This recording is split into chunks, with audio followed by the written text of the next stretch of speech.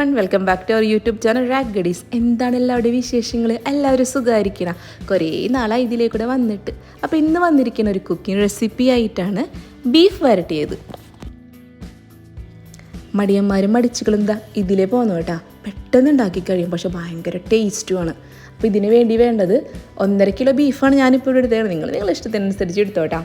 1.5 kilo ബീഫിലോട്ട് ഞാൻ 2 വലിയ സവാള, പിന്നെ കുറച്ച് കൊച്ചുള്ളി, അതോടൊപ്പം തന്നെ കുറച്ച് മുളക് പൊടി, മഞ്ഞൾപ്പൊടി, ഉപ്പിട്ടിട്ട് കുക്കറിൽ കുറച്ച് വെള്ളം ഒഴിക്കുക കേട്ടോ. കുറച്ചെന്ന് വെച്ചാൽ കുറച്ചൊഴിച്ചാൽ മതി, വെള്ളം ഒഴിച്ചില്ലെങ്കിലും കുഴപ്പമില്ല. ഇട്ടിട്ട് വേവിക്കാൻ വെക്കാം. വേവിച്ചതിന് ശേഷം നമുക്ക് ഇവനെ ഒരു പ്രത്യേക സൈസ് മസാലക്കൂട്ടിട്ടിട്ട് നമുക്ക് മിക്സ് ചെയ്യണം. അവനാണ് ഇവൻ്റെ ഹൈലൈറ്റ്.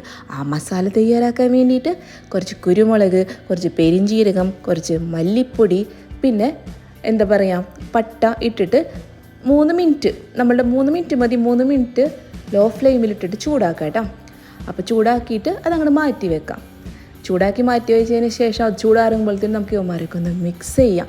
അതിന് വേണ്ടി വേറൊരു പാൻ എടുത്തിട്ട് അതിൽ ജിഞ്ചർ ഗാർലിക് പേസ്റ്റ്, പിന്നെ തക്കാളി, കുഞ്ഞായിട്ട് അരിഞ്ഞ തക്കാളി വേണം കേട്ടോ. വലുതാക്കി അരിയരുത്, കുഞ്ഞാക്കി തക്കാളി അരിഞ്ഞിട്ട് ഈ ജിഞ്ചർ ഗാർലിക് പേസ്റ്റും തക്കാളി നല്ല പോലെ അങ്ങോട്ട് യോജിപ്പിക്കുക. നല്ല പോലെ യോജിപ്പിക്കണം കേട്ടോ. നല്ലോണം യോജിപ്പിച്ചതിന് ശേഷം ഞാൻ കുറച്ച് നേരം മൂടിയൊക്കെ ഇടാം. ശേഷം അതിലോട്ട് നമുക്ക് എന്ത് ആഡ് ചെയ്യുക? നമ്മളുടെ മസാല ചൂടാറിയിരിക്കുന്നുണ്ട്, അവനെ പൊടിച്ചിട്ട് ആഡ് ചെയ്യുക. എന്നിട്ട് നല്ലോണം നന്നായി എണ്ണ തെളിയണ വരെയും നന്നായി ഇതാക്കിയിട്ട് അതിലോട്ട് നമുക്ക് വേവിച്ച് വിട്ടേക്കണ ഈ ബീഫ് എടുത്ത് ആഡ് ചെയ്യുക കേട്ടോ.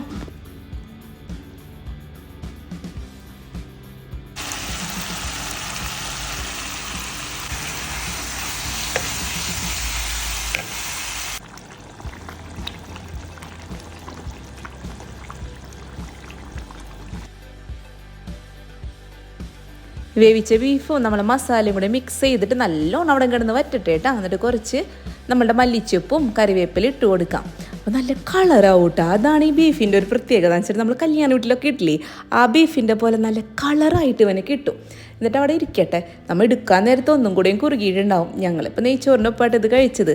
അപ്പോൾ എല്ലാവരും ഒന്ന് ട്രൈ ചെയ്ത് നോക്കണേ. ടാറ്റ, ബൈ ബൈ, കാണാം കേട്ടോ.